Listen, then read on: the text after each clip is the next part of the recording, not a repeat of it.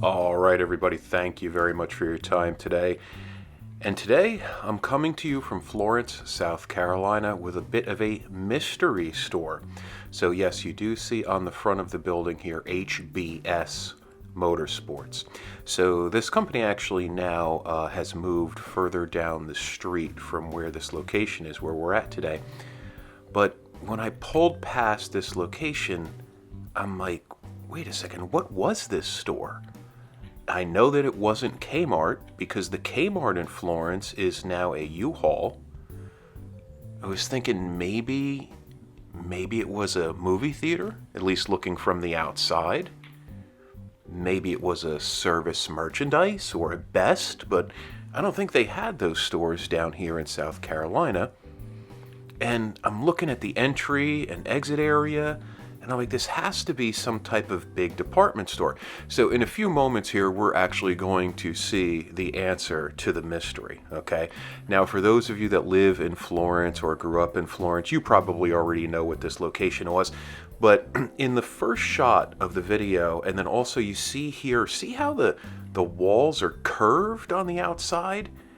To me, that usually means like it's an entertainment complex. Growing up in New Jersey, we had some movie theaters like the Amboy Multiplex up on Route 9 that had a very similar exterior.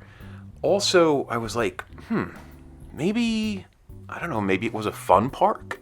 You know, maybe there was like jump houses, bounce houses on the inside. Maybe it was a big arcade. Maybe it was a old school Dave and Buster's, whatever there was, you know, maybe a version of that back in the day. Also, what was really puzzling to me is how large the parking lot was. So that's where I was thinking maybe it was a movie theater. Also, this entrance here on the side, that, I assume, probably wasn't a garage door. Maybe those were side doors at some time, maybe some glass doors. And then this kind of carport area back here. And as I was walking around, I was expecting to see more doors. You know, again, maybe like a movie theater. Again, like people were leaving from each theater. But when we looked inside, again, a few moments ago, obviously you saw it was an open floor plan. And there might have been a little bit of a giveaway based upon the colors and the stripes that were on the wall. But again, this seemed like a really fancy location. I'm like, something just, is not right. So anyway, as we walk around back here, this company that previously was here, this motorsports company, they're actually pretty famous in the area. They've sold a bunch of really, really expensive trucks, and even they sold one to Tyreek Hill, I believe, back when he was with the Kansas City Chiefs. So they're definitely getting a lot of props for the types of trucks that they're doing here in Florence. They do big jacked up trucks. But before they were in this location, we're about to see in a few moments here what the original company was that was in this mystery store. So we're going to keep on walking around here. Now see how the gutters are probably all broken, and then also even in the front there was some water dripping down. So most likely the roof is not in the best of condition. And I'm talking to myself here because we are about to see what this originally was for the town of Florence here in South Carolina. And yes, there it is on the doors for the garages. This was a Winn-dixie back in the day. Unfortunately, it's a mess back here, and the building itself really isn't in that great of condition. The parking lot's kind of a mess. I believe it's mainly used as a lot for some 18-wheelers, some truck drivers to park their trucks. But again, take a look at the corners of the building. How cool is this? I really wouldn't have expected a Winn-dixie to kind of have this fancy-ish building. And again, it's just flat walls, but the curved corners were really cool.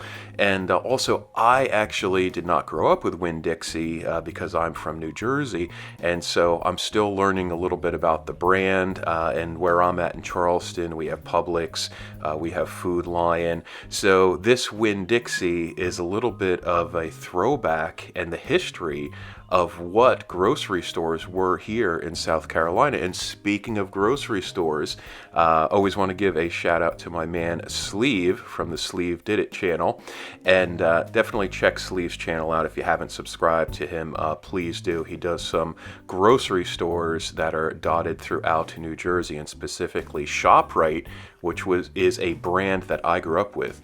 So, alright, as we start to come to the end of the video here, we're about to walk back towards the front and take a look inside again. But, take a look, everything's overgrown. Again, I showed you the parking lot, and I'll show it to you again before we're done with the video. This is a massive, massive parking lot. I really cannot believe how large this store was, the amount of square footage, that this was a grocery store back in the day. So also, obviously, you see a lot of vandals doing some bad things here. But let's go ahead and walk up and take a look again on the inside before we leave here.